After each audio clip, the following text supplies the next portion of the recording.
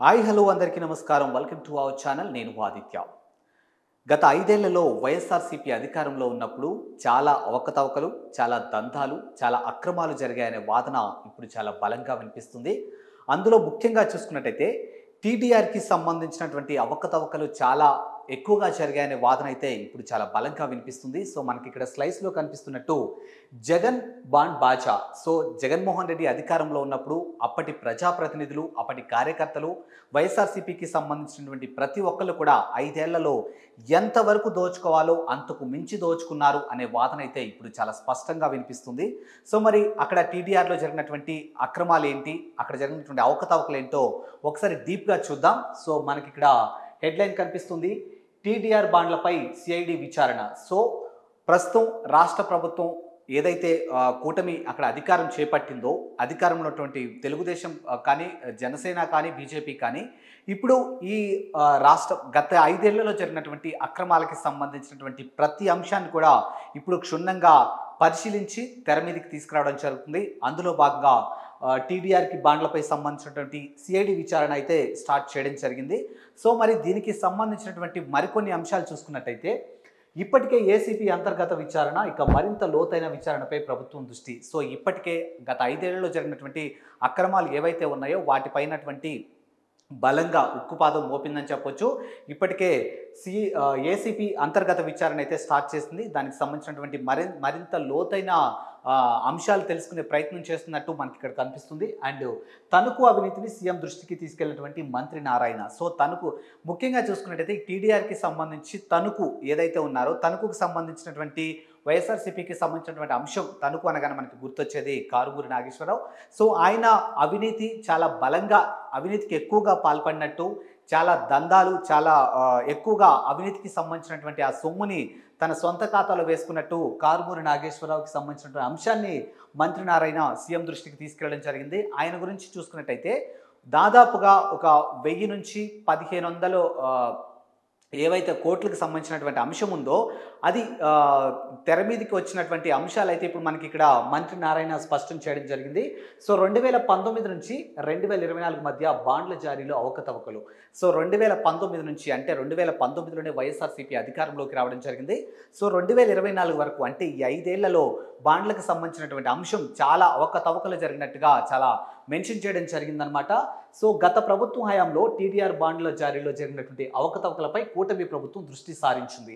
So మనం ఇందాక మాట్లాడుకున్నాం, ఏదైతే గత ప్రభుత్వం వైఎస్ఆర్సీపీ అధికారంలో ఉన్నప్పుడు 5 ఏళ్లలో జరిగినటువంటి అవకతవకలపై ఇప్పుడు రాష్ట్ర ప్రభుత్వం ప్రత్యేకమైనటువంటి ఒక దృష్టి సారించడం జరిగింది.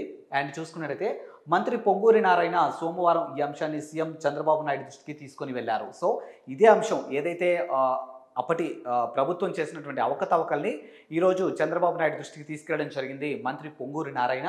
ఇక చూసుకున్నట్టయితే 2019, 2024 మధ్య రాష్ట్ర వ్యాప్తంగా అవకతవకలు జరిగినట్లు ఆయన విచారించారు. ఇక తణుకు మున్సిపాలిటీలో బయటపడినటువంటి అక్రమాలను ఉదాహరించారు. ఇక దీంతో రాష్ట్ర వ్యాప్తంగా టీడీఆర్ బాండ్లపై మరింత లోతుగా శ్రేణితో విచారణ చేపట్టాలని ప్రభుత్వం భావిస్తుంది. తణుకు మున్సిపాలిటీకి సంబంధించినటువంటి అక్రమాలు ఏవైతే ఉన్నాయో అవి బయటపడడంతో ఇక రాష్ట్రంలో ఒక్క తణుకులోనే ఇంత జరిగిందనంటే రాష్ట్రంలో ఇంకెంత జరుగుంటుంది అనే ఒక అంశాన్ని ఈరోజు సీఎం చంద్రబాబు నాయుడు దృష్టికి తీసుకెళ్లడం జరిగింది. సో దీనిపై మరింత విచారణ చేపించాలి అని చెప్పేసి ప్రభుత్వం భావిస్తుంది. ఇప్పటికే అంతర్గతంగా ఏసీబీతో విచారణ చేయించి విచారణ పూర్తయితే కుంభకోణానికి పాల్పడినటువంటి గత ప్రభుత్వ పెద్దలను బయటకు వచ్చే అవకాశం ఉంది.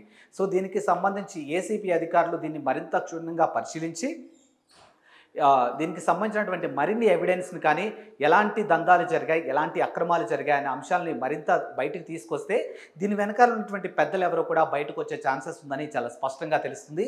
అండ్ ఇక్కడ చూసుకున్నట్టయితే ఎప్పటి నుంచో టీడీపీ ఆరోపణలు, సో ఎప్పటి నుంచో టీడీపీ అయితే ఆరోపణలు చేయడం జరిగిందనమాట. సో ఆరోపణలు ఏంటో ఒకసారి ఇక్కడ చూసుకున్నట్టయితే గత ప్రభుత్వం హయాంలో టీడీఆర్ బాండ్ల రూపంలో 100 కోట్ల రూపాయల అవినీతి జరిగిందని తెలుగుదేశం పార్టీ ఎప్పటి నుంచో ఆరోపణలు చేస్తుంది. సో ఈ రోజు అధికారంలో ఉన్నప్పుడే కాదు, గతంలో ప్రతిపక్షంలో ఉన్నప్పుడు కూడా కూటమి ప్రభుత్వం కానీ చంద్రబాబు నాయుడు కానీ ఆరోపణలు అయితే చేయడం జరిగింది. సో భూమికి సంబంధించిన అంశాలు కానీ లేకపోతే దందాలకి సంబంధించిన అంశాలు కానీ ముఖ్యంగా చూసుకున్నట్లయితే టీడీఆర్ బాండ్లకు సంబంధించిన అంశాల్లో చాలా అక్రమాలు జరిగాయని చెప్పేసి చంద్రబాబు నాయుడు ప్రతిపక్షంలో ఉన్నప్పుడు కూడా చాలాసార్లు ఈ ప్రస్తావన తీసుకురావడం జరిగింది. అండ్ ఇప్పుడు చూసుకున్నట్టయితే అధికారంలోకి రాగానే దీనిపై దృష్టి పెట్టింది. ఇక విశాఖపట్నం, తణుకు, గుంటూరు, తిరుపతి నగరాల్లో టీడీఆర్ బాండ్ల జారీలో భారీగా అక్రమాలు పాల్పడినట్టు ప్రభుత్వం గుర్తించింది. సో దీనికి సంబంధించి ఏదైతే టీడీఆర్కి సంబంధించినటువంటి బాండ్ల ఇష్యూ నడుస్తుందో ఇది ముఖ్యంగా చూసుకున్నట్టయితే విశాఖపట్నం, తణుకు, గుంటూరు, తిరుపతి నగరాల్లో ఎక్కువగా జరిగింది. ఈ టీడీఆర్కి సంబంధించినటువంటి ఈ బాండ్ల ఇష్యూ ఏదైతే ఉండిందో ఇప్పుడు మనం ఏదైతే మెన్షన్ చేసామో విశాఖపట్నం, గుంటూరు, తిరుపతి, తణుకు వీటిలలో ఎక్కువగా జరిగిందని చెప్పేసి మెన్షన్ చేయడం జరుగుతుందన్నమాట. అండ్ తణుకులో అక్రమాలపై వేసినటువంటి అధికారులు కమిటీ ప్రాథమికంగా నివేదికను ఇప్పటికే ప్రభుత్వానికి అందజేసింది. ఇక నివేదికపై పూర్తి స్థాయిలో అధ్యయనం చేరినట్లు మంత్రి నారాయణ ప్రకటించారు. సో తణుకు మున్సిపాలిటీకి సంబంధించినటువంటి టీడీఆర్ బాండ్లకు సంబంధించిన అంశం ఏదైతే తెర మీదకి వచ్చిందో ఇప్పుడు దీనిపై పూర్తి స్థాయి విచారణ చేపట్టాలని చెప్పేసి సిబిఐ వాళ్ళు దీనికి సంబంధించినటువంటి ఏసీపీ అధికారులు అంతర్గతంగా ఇంకా డెప్త్గా తెలుసుకునే ప్రయత్నం అయితే చేస్తున్నారు. దానికి సంబంధించినటువంటి నివేదికను ఇప్పటికే చంద్రబాబు నాయుడు దృష్టికి తీసుకెళ్లడం జరిగింది. అండ్ ఇక్కడ చూసుకున్నట్టయితే మరో అంశం ఇక్కడ కనిపిస్తుంది కదా మనకి. అసలు ఈ టీడీఆర్ బాండ్లు అంటే ఏంటి, అసలు ఈ బాండ్లకు సంబంధించిన అంశం ఏ విధంగా ఉంటుందనేది కాస్త క్షుణ్ణంగా చూసుకుంటే పట్టణాల్లో, నగరాల్లో రోడ్లు విస్తరించాలంటే స్థల సేకరణ చేయాలి. సో పట్టణాల్లో కానీ నగరాల్లో కానీ మనం ఒక స్థలం తీసుకోవాలి అని అంటే రోడ్డు విస్తీర్ణ చేయాలి అని అంటే ఉన్న రోడ్డు సరిపోదు కాబట్టి, ఉన్న స్థలం సరిపోదు కాబట్టి దాన్ని విస్తీర్ణం చేయాలి అని అంటే అటు సైడ్ నుంచి కొంచెం, ఇటు సైడ్ నుంచి కొంచెం స్థలం మనకు కావాలి. సో అక్కడ ఉంటున్న వారికి పరిహారంగా టీడీఆర్ ట్రాన్స్ఫరబుల్ డెవలప్మెంట్ రైట్స్ బాండ్లను పంపిణీ చేస్తారు. టీడీఆర్ అంటే ఫుల్ ఫామ్ చూడండి ఒకసారి, ట్రాన్స్ఫరబుల్ డెవలప్మెంట్ రైట్స్. సో ఆ బాండ్లని పంపిణీ చేస్తారనమాట. ఎవరైతే స్థల యజమానులు ఉంటారో ఇప్పుడు మన రోడ్డు ఎక్స్టెండ్ చేయడానికి ఇటువైపు స్థలం కానీ ఇటువైపు స్థలం మనకు కావాలి అనుకున్నప్పుడు ఇటువైపు యజమానికి కానీ అటువైపు యజమానికి కానీ టీడీఆర్ బాండ్లని ఇస్తుందన్నమాట. ఆయా బాండ్లను పంపిణీ చేస్తారు. ఆయా ప్రాంతంలో ఉన్నటువంటి మార్కెట్ ధరకు 4 నుంచి 4 ధరలతో ఈ బాండ్లు ఉంటాయి. సో ఏదైతే ఇప్పుడు ఫర్ ఎగ్జాంపుల్ చూసుకున్నట్టయితే ఒక స్థలం మనం కొనాలి అని అంటే 1,00,000 రూపాయలకి స్థలం అనుకుందాం ఫర్ ఎగ్జాంపుల్. సో ఈ నాయకులు ఎవరైతే ఉన్నారో, అప్పటి అధికారులు ఎవరైతే ఉన్నారో, రైతులు ఎవరైతే స్థల యజమాని ఉంటారో, రైతులు అవ్వచ్చు, యజమానులు అవ్వచ్చు, వాళ్ళకి కేవలం 1,00,000 రూపాయల దగ్గర, వాళ్ళ దగ్గర కేవలం 1,00,000 రూపాయలకు మాత్రమే వీళ్ళు కొనుగోలు చేస్తారు.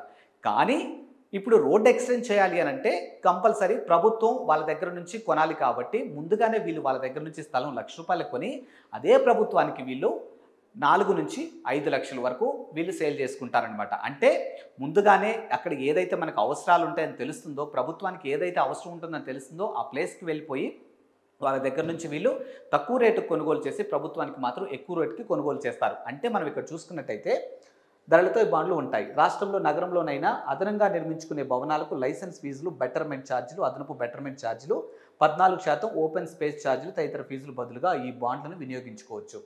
సో రాష్ట్రంలో మనం ఏదైతే ఒక కొత్తగా ఇల్లు కట్టుకోవాలన్నా కానీ, కొత్తగా మనం ఏదైనా భవనాలు కట్టుకోవాలన్నా కానీ దానికి సంబంధించినటువంటి లైసెన్స్ ఫీజులు కూడా, బెటర్మెంట్ ఛార్జీలు కూడా సంబంధించి ఏదైతే అంశం ఉంటుందో దానికి కూడా ఈ బాండ్లను ఉపయోగించుకోవచ్చు అనమాట. అంటే వీళ్ళు దాదాపుగా 4 నుంచి 4% నుంచి 20% వరకు కూడా వీళ్ళు ఏమంటారు 4% నుంచి 20% వరకు కూడా లబ్ధి పొందుతున్నారని చెప్పొచ్చు. అంటే యజమానికి 1% ఇచ్చినప్పటికీ కూడా వీళ్ళు పొందుతున్న లబ్ధి మాత్రం దాదాపుగా 4 నుంచి 20% ఉండొచ్చునని స్పష్టంగా తెలుస్తుంది. అండ్ నెక్స్ట్ చూసుకున్నట్టయితే విస్తరణలో స్థలాలు కోల్పోయిన వారు రాష్ట్రంలో ఏ ప్రాంతంలోనైనా కొత్తగా భవనాలు నిర్మించుకొని భూ యజమానులకు విక్రయించే అవకాశం ఉంటుందన్నమాట. సో మనం ఇందాక మాట్లాడుకున్నాం కదా, ఇక్కడ వీళ్ళు ఒకవేళ ల్యాండ్ కనుక వీళ్ళు ప్రభుత్వానికి అవసరమై వీళ్ళు ఇచ్చిన తర్వాతకి వీళ్ళు మళ్ళీ వేరే ఎక్కడికైనా వెళ్ళి వేరే ప్లేస్లో ఏదైనా కొనుక్కోవాలనుకున్నప్పుడు వీళ్ళకి ఇది యూజ్ అవుతుందన్నమాట. కానీ అసలు యజమాని దగ్గర వీళ్ళు తక్కువ రేటుకు కొనేసి వీళ్ళు ఎక్కువ రేటుకి ప్రభుత్వానికి అమ్మేసి మళ్ళీ మేము అక్కడ లాస్ అయ్యాం కాబట్టి మాకు పలానా ప్లేస్లో మాకు ఇది ఇవ్వండి అన్నప్పుడు దానికి సంబంధించినటువంటి ఛార్జీలు కానీ దానికి సంబంధించినటువంటి లైసెన్స్లో కూడా వీళ్ళే బెనిఫిట్స్ పొందుతున్నారని చాలా స్పష్టంగా తెలుస్తుంది. సో దీనికి సంబంధించినటువంటి బాండ్లనే టీడీఆర్ బాండ్లపై భయంకరమైనటువంటి అవినీతి జరిగింది వైఎస్ఆర్సీపీ పాలన అని చెప్పి చాలా స్పష్టంగా తెలిసింది. ఈ అంశాన్ని మొట్టమొదటిసారిగా తణుకు మున్సిపాలిటీలో జరిగినటువంటి అవినీతి గురించి పొంగూరి నారాయణ ప్రెజెంట్ మంత్రి ఇప్పుడు ప్రభుత్వం దృష్టికి తీసుకెళ్లింది. సో మరి ఈ అంశాన్ని ప్రభుత్వం ఇంకెంత క్షుణ్ణంగా పరిశీలించి ఇంకా జరిగినటువంటి ఇంకా ఎన్ని అవకతవకలు జరిగినాయి, ఇంకా ఎన్ని అక్రమాలు జరిగినాయి, ఇలాంటి ప్రతి అంశాన్ని తెర మీదకి తీసుకొచ్చే ప్రయత్నం అయితే చేస్తున్నారు ఏసీబీ అధికారులు. సో మరో టాపిక్తో మళ్ళీ కలుద్దాం. అంతవరకు సెలవు, నమస్కారం.